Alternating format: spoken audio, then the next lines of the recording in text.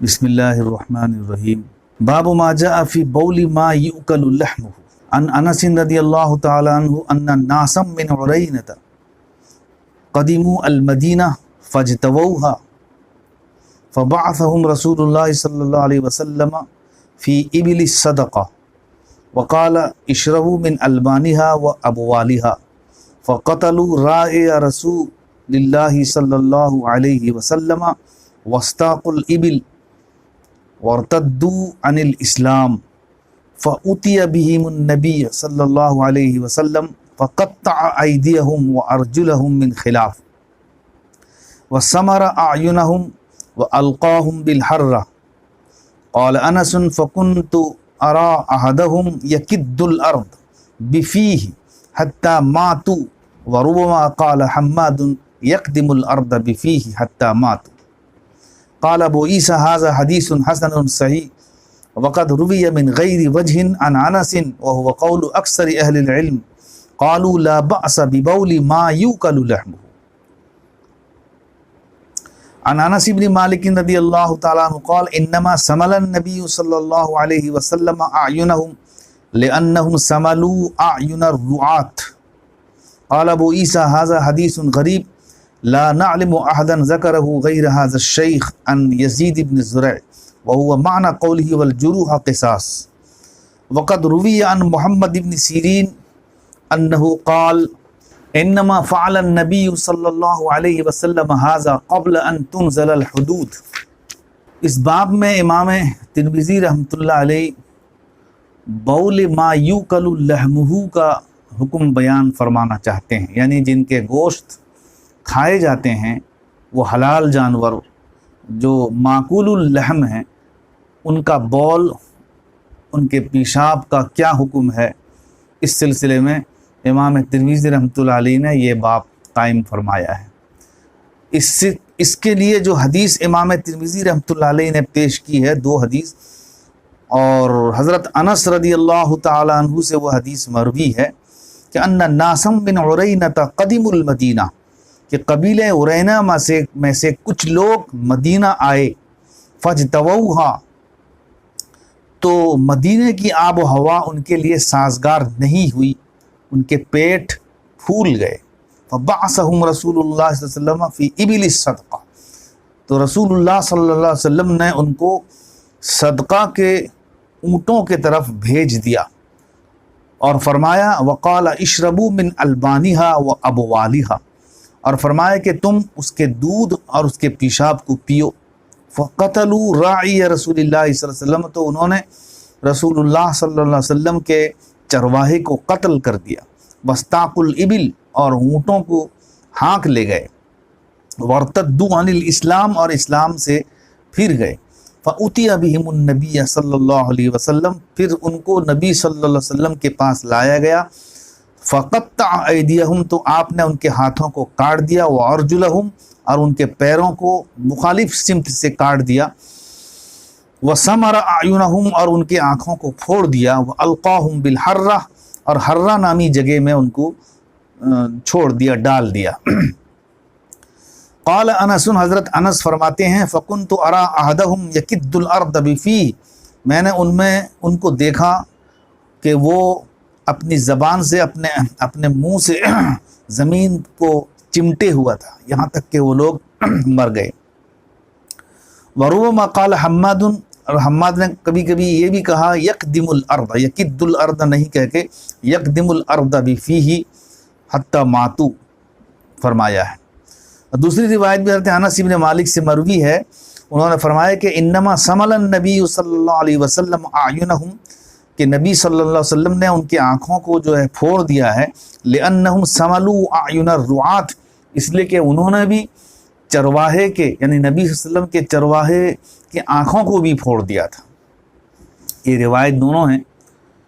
اس میں امام ترمذی رحمۃ اللہ علیہ نے یہ ثابت کرنا چاہا کہ بول ما یوکل لحمہ، جو معقول اللحم جانور ہیں ان کا پیشاب پاک ہے۔ امام اعظم رحمۃ اللہ علیہ اور امام شافعی رحمۃ اللہ علیہ اور امام ابو یوسف رحمۃ اللہ علیہ، یہ تینوں فرماتے ہیں کہ بول ما یوکل لحمہ ناپاک ہے اور نجاست غلیظہ ہے، امام محمد رحمۃ اللہ علیہ، امام مالک رحمۃ اللہ علیہ اور امام احمد ابن حنبل رحمۃ اللہ علیہ کے نزدیک پاک ہے۔ امام محمد کا قول اول یہ ہے کہ یہ ناپاک ہے مگر نجاست خفیفہ۔ فتویٰ امام ابو یوسف رحمۃ اللہ علیہ کے قول پر ہے۔ جو لوگ پاک مانتے ہیں ان کی دلیل یہی حدیث شریف ہے جو باب میں امام ترمذی نے پیش کی ہے۔ من عرینہ کا جو لفظ امام ترمذی نے پیش فرمایا، عرینہ کے قبیلے عرینہ میں سے آئے ہیں، تو اس میں سے 7 آدمی تو قبیلے عرینہ میں سے تھے، لیکن 3 آدمی قبیلے عقل سے تھے، مگر تغلیب کے طور پر کہہ دیا گیا من عرینہ۔ حقیقت یہ ہے کہ سب کے سب عرینہ نہیں تھے، بلکہ 7 آدمی قبیلے عرینہ سے متعلق تھے اور 3 آدمی قبیلے عقل سے متعلق تھے۔ اور فی ابل صدقہ، صدقہ کے اونٹ یعنی سرکاری اونٹ، اس میں حضور صلی اللہ علیہ وسلم کے ذاتی اونٹ بھی تھے۔ یہ بات بھی یاد رہے کہ جو حکم بول کا ہے وہی حکم ارواس کا بھی ہوگا، اور اس میں اختلاف بھی وہی ہے جو بول میں ہے۔ لہذا یہ فرق نہیں ہے کہ جب حدیث بول ما یوکل لحم اشربوا من ابوالہا کے متعلق، بول کے متعلق، پیشاب کے متعلق آیا تو ارواس یا ان کی لید یا گوبر کا یہ حکم نہیں ہوگا، نہیں ہے، بلکہ اس میں بھی اختلاف ہوئی ہے جو بول میں ہے، اور دلیل بھی دونوں کی ایک ہی ہے کیونکہ فضلہ ہونے میں دونوں برابر ہیں۔ بول ماء طاہر کا فضلہ ہے یعنی بچا کچا ہے جو پیشاب، اور روس یہ پاک گھاس کا فضلہ ہے، بچا کچا ہے۔ تو اگر بول ناپاک ہوتا تو خود حضور صلی اللہ علیہ وسلم پیشاب پینے کے لیے حکم نہیں صادر فرماتے، اگرچہ اس میں مورد نص ابوال ابل ہے یعنی اونٹوں کا پیشاب ہے، لیکن اس میں تعدی ہوگا، یعنی یہ نہیں ہوگا کہ یہ حکم صرف اونٹ کے ساتھ خاص رہے گا، بلکہ حکم معقول اللحم جانوروں تک متعدی ہوگا۔ تو اس سے معلوم ہوا کہ معقول اللحم کا پیشاب پاخانہ ایسا پاک ہے، ورنہ اشربوا من ابوالہا و البانہا و ابوالہا کا کیا مطلب ہوگا؟ تو اس کا جواب یہ ہے کہ یہ استدلال خفیف، یہ استدلال بہت ضعیف ہے، استدلال ضعیف ہے۔ کیوں نہ اس میں احتمالات کثیرہ ہیں، بہت سارے احتمالات ہیں کہ آپ صلی اللہ علیہ وسلم نے ان کو جو حکم دیا کہ اشربوا من البانہا و ابوالہا، بہت سارے احتمالات ہیں۔ پہلا احتمال اس میں یہ ہے کہ پیشاب ناپاک ہے مگر علاج کی ضرورت کی خاطر آپ نے ان کو فرمایا، یعنی پیشاب ناپاک ہے، علاج کی ضرورت کے پیش نظر ان کے لیے حلال کیا گیا، تو ضرورت کے وقت میں استعمال کی اجازت سے اس کا جواز نہیں ہے، یہ احتمال اس کا ہے۔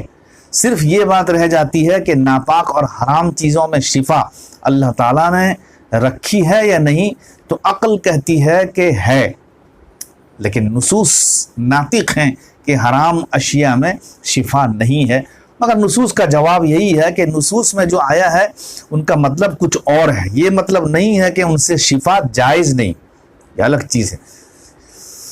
تو پتہ یہ چلا کہ اس میں ایک احتمال یہ ہے کہ پیشاب تو ناپاک ہے مگر علاجن آپ صلی اللہ علیہ وسلم نے ان کو حکم دیا، یہ ایک احتمال ہے، یہ یقینی چیز نہیں ہے، احتمال ہے۔ دوسرا احتمال اس میں یہ بھی ہو سکتا ہے کہ باب میں متعارض حدیثیں ہیں، حضور صلی اللہ علیہ وسلم کا ایک قول اور آپ کی ایک حدیث موجود ہے جس میں آپ نے پیشاب سے بچنے کا حکم صادر فرمایا ہے، استنزہوا عن البول فإن عامۃ عذاب القبر منہ۔ یہ حدیث شریف انسان کے پیشاب کے بارے میں اگرچہ وارد ہوئی ہے مگر اس میں تعدی ہوگا اور حکم حیوان کے فضلات تک متعدی ہو جائے گا۔ تو اس لیے اور ایک حدیث ہے جس میں تیسرا احتمال یہ بھی نکلتا ہے کہ ایک حدیث شریف ہے کہ نہا رسول اللہ صلی اللہ علیہ وسلم ان یوکل الجلالہ، جلالہ کہتے ہیں مینگنیوں کو کھانے والا جانور، اس قدر کھاتا ہے کہ اس کے گوشت پوست سے مینگنی کی بو آتی ہے۔ تو حدیث سے معلوم ہوا کہ مینگنی ناپاک ہے، ورنہ جلالہ کے کھانے سے منع نہیں فرمایا جاتا۔ تو گوبر اور لید کا ناپاک ہونا بھی اسی سے ثابت ہوا۔ حاصل یہ نکلا کہ جب روایتیں موجود ہیں ان میں تقدر تقدم اور تأخر کا اس بات کیے بغیر دلیل دینا صحیح نہیں ہے. یعنی یہ دینا پہلے یہ متعین کیجئے کہ اس میں تقدم اور تأخر کس کو حاصل ہے. اور باب کی حدیث شریف مقدم ہے ان تمام روایات سے. یہ جو روایتیں ابھی بیان کی گئی ہیں باب کی حدیث شریف جو ہے مقدم ہے، کیونکہ عرینہ والوں کو جو سزا دی گئی تھی اس میں صراحت ہے کہ یہ اول اسلام کا واقعہ ہے، شروع اسلام کا واقعہ ہے. یہ حدیث شریف کو تقدم زمانی حاصل ہے، یعنی اول ہے. تو یہ ہو سکتا ہے کہ پہلے ایسا تھا اور بعد میں نہیں ہوا، اس بات کا بھی احتمال ہے، یعنی ناسخ اور منسوخ ہونے کا بھی احتمال ہے. اور ایک احتمال اس میں یہ بھی ہے کہ جوا کی جو بیماری، پیٹ کے پھولنے کی جو بیماری ہے، عربوں کا یہ طریقہ تھا کہ وہ اونٹ کا دودھ پیتے تھے اور پیشاب کو مختلف اوقات میں سونگھتے تھے یا اپنے پیٹ میں ملتے تھے. یہ اس وقت کا عرف تھا اور رواج تھا. تو گویا حدیث میں جو اشربو کا جو تعلق ہے کہ دونوں کو یعنی ابوالہا و البانہا کو متعلق کر دیا ہے، یہ حقیقت اگر دیکھا جائے تو عرف کو اگر دیکھا جائے، حقیقت کو اگر دیکھا جائے تو دونوں کو سے اگر متعلق کر بھی دیا ہے، لیکن استعمال یعنی عرف اس پر غالب آ جائے گا تو وہاں دودھ سے پینے کا تعلق ہوگا اور ابوال یعنی پیشاب سے استعمال کا طریقہ ہوگا. تو گویا کہ یہ ہوگا کہ اشربو من ابوالہا اور استعملو، تو اشربو جو ہے استعملو کے معنی میں ہو جائے گا، تو تم استعمال کرو. تو پیشاب کو استعمال کرنے کا جو طریقہ اس زمانے میں رائج تھا وہ ہوگا، اور دودھ کو استعمال کرنے کا طریقہ آج بھی پینے کا ہے. تو طریقے کی طرف رہنمائی کرنے کے لیے آپ نے اشربو کا لفظ استعمال فرما دیا. تو حضور نے صرف دودھ پینے کا حکم دیا تھا اور استعمال کرنے کے لیے پیشاب کے لیے کہا تھا. ایک احتمال اس میں یہ بھی ہے. اور ایک احتمال اس میں یہ بھی ہے کہ حضور صلی اللہ علیہ وسلم نے صرف دودھ پینے کا حکم دیا تھا. یہ حدیث شریف نسائی شریف میں ہے. نسائی شریف میں اتنا ہے کہ اشربو من البانہا فقط، اور نہیں ہے، یعنی صرف وہاں پر ابوال کا ذکر نہیں ہے.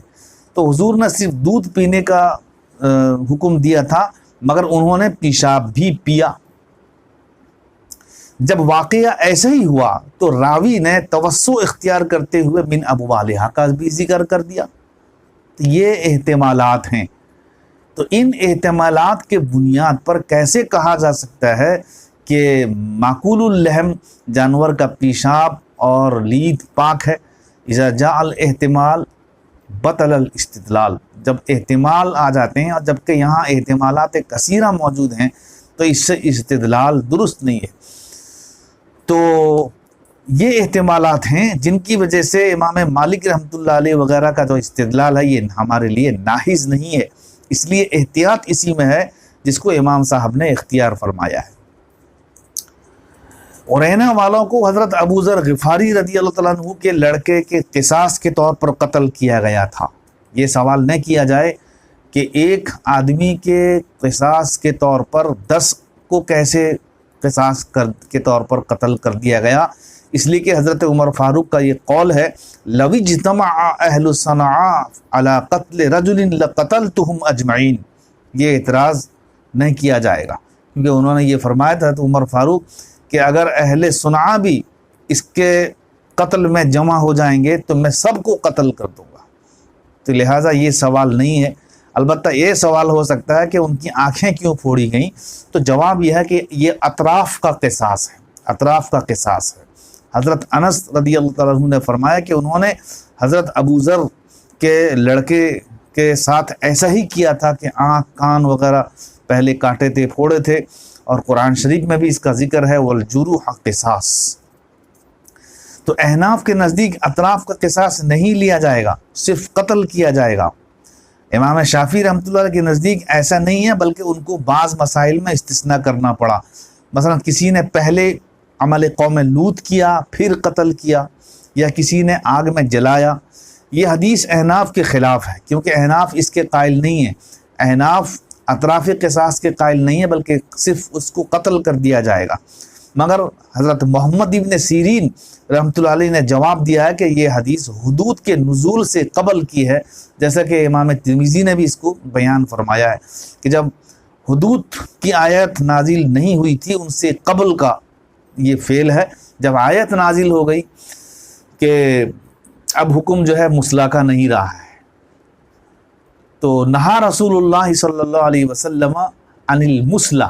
دوسرا جواب، یہ تو پہلا جواب ہوا، دوسرا جواب اس میں یہ ہے کہ حضور صلی اللہ علیہ وسلم نے ان کو ڈاکہ زنی کی سزا دی ہے جو کہ کلام اللہ میں ہے، انما جزاء الذین یحاربون اللہ ورسولہ۔ تو یہ بھی ممکن ہے کہ ان کے ارتداد کے نتیجے میں ایسی سزا دی، یعنی مخالف جانب سے ہاتھ وغیرہ پیر وغیرہ کا کاٹ دینا اور آنکھوں کا پھوڑ دینا، تو اس کے متعلق حضرت انس نے فرمایا کہ انہوں نے بھی ایسا ہی کیا تھا، مگر اب یہ حکم باقی نہیں ہے جیسا کہ محمد ابن سیرین نے بیان فرمایا ہے۔ اور تیسرا جواب اس میں یوں دیا جا سکتا ہے کہ عبرت کے